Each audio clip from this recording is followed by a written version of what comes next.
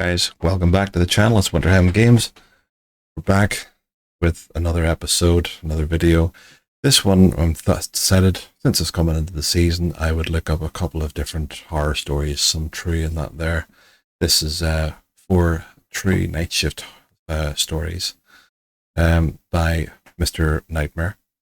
So, if it's his video, so all kudos to him and those who give him the stories to tell. So if you haven't seen or heard of him, then you can go over and check out his channel.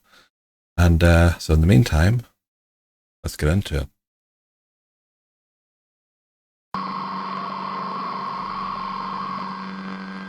I was working the night shift at my local Woolbaum's back when it used to be open 24 hours a day.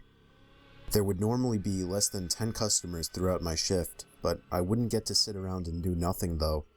They wanted me to work on stock when I wasn't helping a customer. It was a bigger Woolbaum's, so oftentimes there may have been one other person in the building, whether it be someone working on stock or someone cleaning. Yeah, it's fair enough. This night, I was the only one working. I was working stock in the cereal aisle when I heard something fall over on the other side of the shelf in the next aisle over. I would always hear the door to the store sliding open. It was the loudest thing ever, so it kinda caught me off guard that there might have been a customer in the building. Of course, it wasn't weird. Something just could have fell, though. Yet.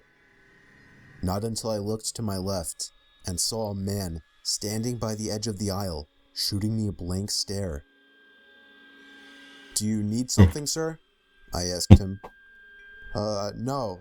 Could you just point me to the eggs?" he said. He wasn't normal looking. His face looked weird. Not exactly ugly, just unusual. Like his upper lip kind of came out too far. Almost like a Simpsons character.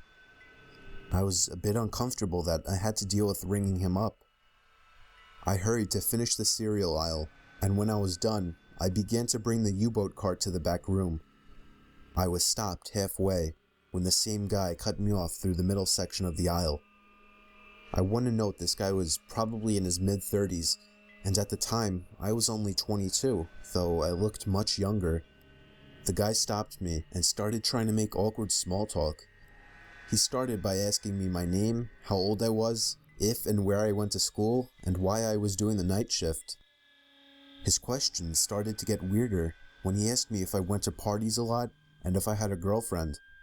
I told him I didn't, and then he asked me if I've ever had a boyfriend, while putting his hand on my shoulder. No, you would have to freak out at that point. I'm sorry.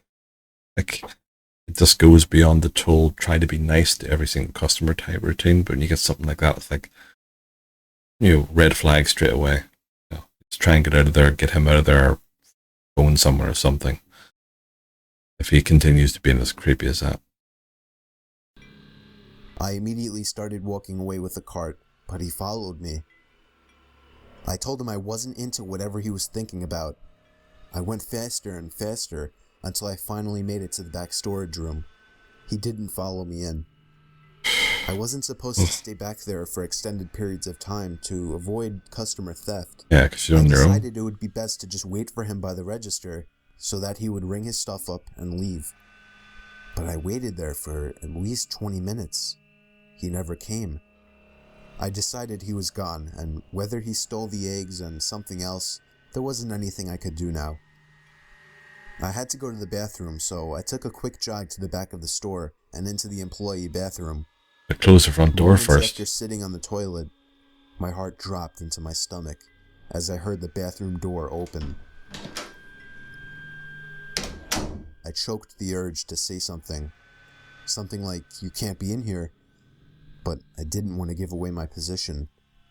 I lifted my leg so that I wouldn't be visible from under the stall, and what happened next was simply horrifying. I sat there for the longest time, looking at the floor, not moving a muscle.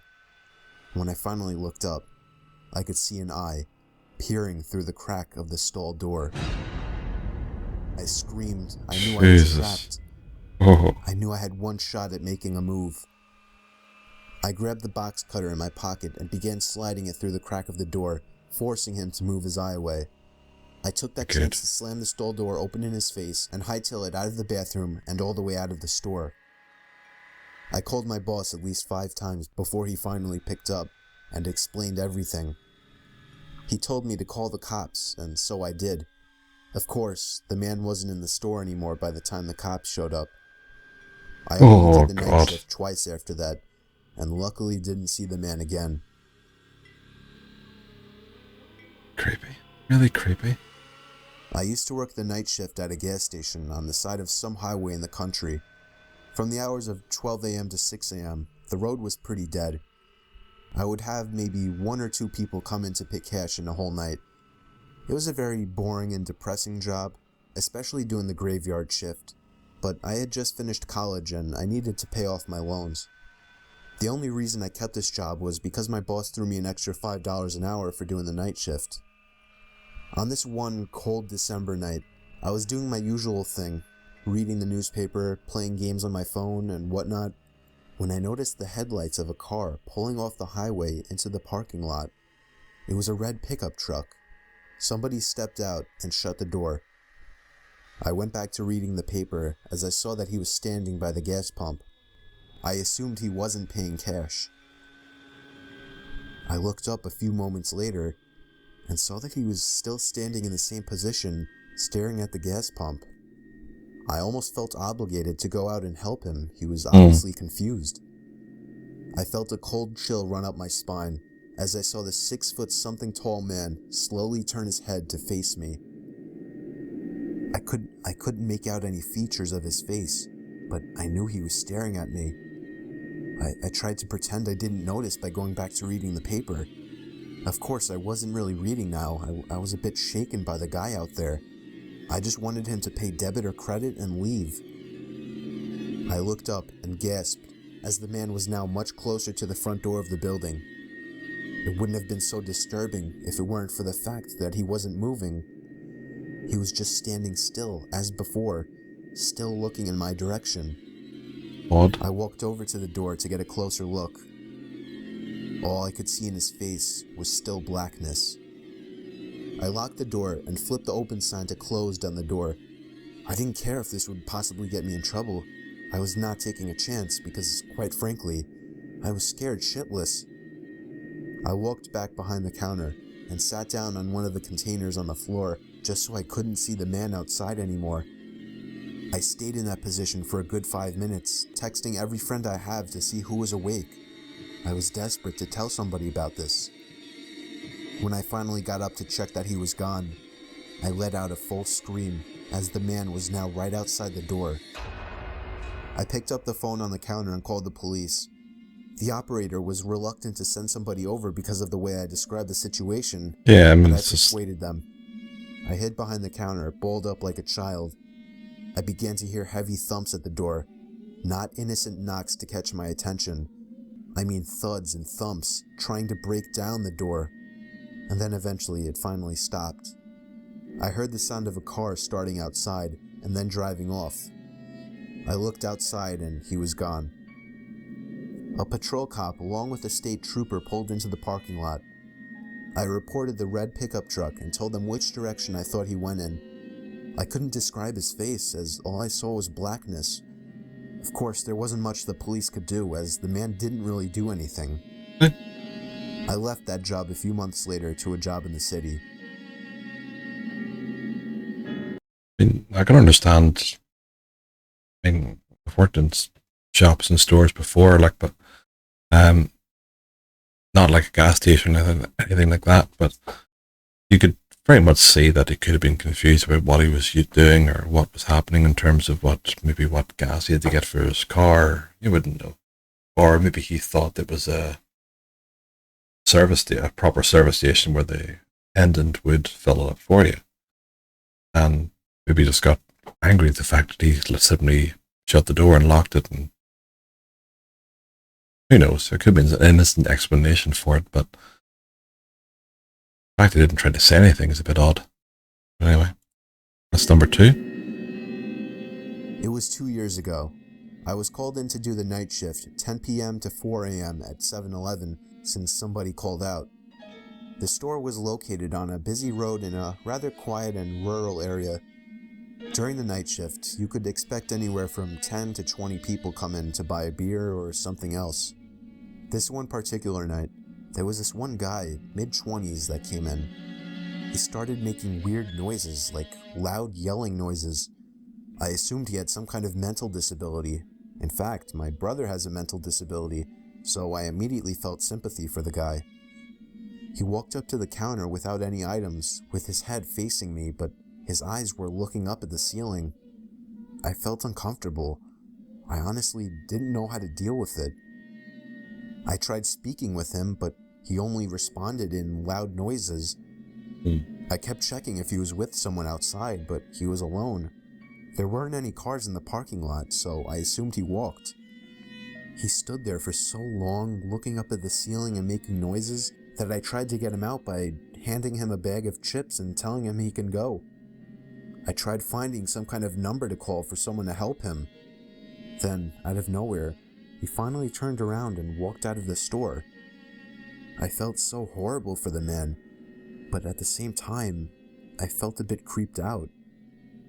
About an hour later, the phone on the counter rang. I picked up to hear the familiar yelling sounds of the man from earlier. It caught me off guard. I didn't know what to think, other than this has to be some kind of prank. I hung up on them and was now becoming paranoid of my surroundings, constantly checking the outside through the windows. Come 4 o'clock, the person working after me came in, finally allowing for me to go home. It wasn't my problem anymore. I got home and threw all my stuff on the table, ready to get to sleep. But my phone rang within a minute after entering the door. I felt a chill run down my spine. Why would someone be calling at 4 a.m.? I could only imagine it was bad news. I braced myself and picked up the phone to hear the man again. I felt sick to my stomach as I listened to the loud noises he made. I struggled to slam the phone to the receiver. How do you get his personal number, though? That's interesting. All night, I felt like I was being watched, even with all the blinds shut. And I could swear I heard strange noises coming from all over my house. I refused to get any sleep until the sun came up. Weeks passed and I had forgotten about the incident until one Just call the cops. You wouldn't have let that slide, like. day, when going into the basement for the first time in a while, I found that papers had been scattered all over the floor. And when I went into the basement closet, I found writing on the walls. 7-Eleven had been written in Sharpie on the wall, along with the address to the 7-Eleven I worked at and my house address. Is he living down there? I also found various kitchen knives, along with a large pocket knife sitting in the closet. What started out as seemingly just an innocent person turning into something of a prank ultimately turned into something much more horrifying. He had been living down there for God knows how long, and I'm just grateful that, for whatever reason, he changed his mind and left, because I haven't seen or heard from him since. All I can say is that man is dangerously ill. I wonder if he was after a few other people at the same time, and maybe one got the better of him. And perhaps he was detained and arrested. So that could be the reason why he never came back. But I think he got a lucky escape. I've worked in the K-9 unit for 9 years, and I've worked my fair share of graveyard shifts. I've definitely come across weird things at night, but I'll never forget this one night. I worked with my dog Sammy, a German Shepherd. She was 2 years old at the time and was still kind of new to the job, just like me. I was driving down a road surrounded by crops when I spotted a suspicious-looking white van parked inside the crops. Both doors were open. I flashed my lights to try and draw out whoever was there. Nobody came out, so I parked and scanned the place out quickly. Nobody was in sight, so I took Sammy with me to track down the driver of the van. Sammy started going crazy when we reached the trunk of the van. She was pulling so hard she almost broke off the leash. I opened the trunk to the van, and a blast of foul air hit me in the face. I almost passed out from the mix of the horrible smell and the pure shock of what I saw in the trunk. I counted 7 full body bags, each with a pair of feet sticking out at the bottom. I requested immediate backup with my radio. I heard the sound of a twig snapping nearby, and Sammy just lost it. I lost grip of the leash, and she took off into the crops. I pulled out my gun and followed the sounds of her barking. As each and every crop hit me in the face, I felt as if something would reach out and grab me. I stopped when I could no longer hear Sammy's barking. But as I stopped, the sounds of movement did not. I realized I heard movement in all directions. I had never experienced such fear in my life. I stood still as the movement around me stopped. And then, out of nowhere, I felt 2 arms wrap around my throat. I couldn't breathe. I couldn't fight. I was going to die.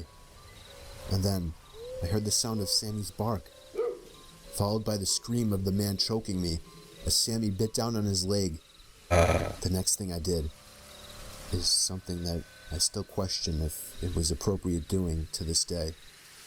I turned around and pulled the trigger, killing the man. I grabbed Sammy by the leash and ran all the way back to the car.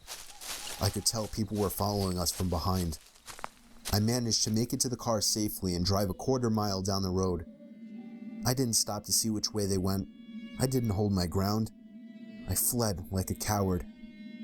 I cared much more about our lives than I did this job, and I'll still say that today. But it still pains me knowing how much of a coward I was. Backup arrived shortly, but the van was gone. I even failed to get the plate number on dashcam video, or even just writing it down. This was within my first few months on the force, but it made me feel like absolute shit for months to come. I, someone who was sworn to protect, let a van full of killers get away. I don't know how many there was. Could have been a few of them. But he killed one at least. I wonder if they could try and use that body and link it to the murders, perhaps.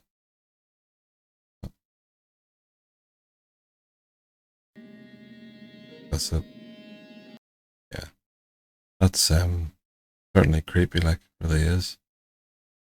But I don't know what I would do in those situations. I mean, just in terms of the stores and that there, if you got like a creepy customer, I would just try and be as friendly as you can, I suppose. But certainly some of them didn't merit the response perhaps that the person gave or the cashier gave. But I guess it depends on the personal circumstances. Everyone says they would do something different in that situation, don't they? Until you're faced with it. So I guess there's that. But that was quite enjoyable though. So that's the first one. I'll see if I can do another 1 or 2 in the next week or 2 of different things, whether it be things caught on video or whatever, but I'll try and have a look and see and get a few things up if I can. So like and subscribe if you enjoy the content, and say head over to Mr. Nightmare, give him some love if you haven't seen or heard of him before. He's on YouTube. And yeah, thank you very much. We'll see you in the next one. Bye.